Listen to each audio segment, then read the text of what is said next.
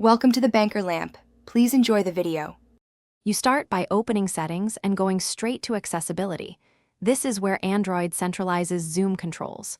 Once there, search for magnification gestures, or accessibility shortcut so you don't waste time. Make sure the device is unlocked and you're on the main accessibility screen.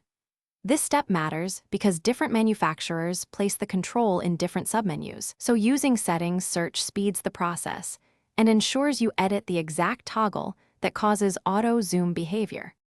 Once in magnification settings, locate and turn off triple-tap magnification and any gesture-based magnification options. This disables the common accidental auto-zoom.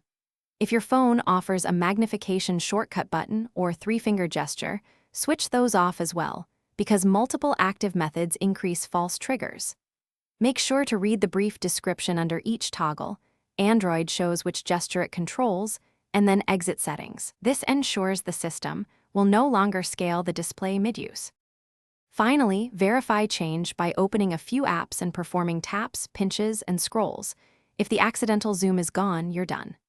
If you still see auto-zoom, check accessibility shortcuts under Settings and remove any assigned shortcut that might re-enable magnification, then restart the device to clear cached behavior. If problems persist, reset only accessibility settings, not the whole phone, as a last resort. This process stops system-level magnification without altering app-specific zoom controls. Thanks for watching. If this was helpful, leave a like and consider subscribing. See you next time.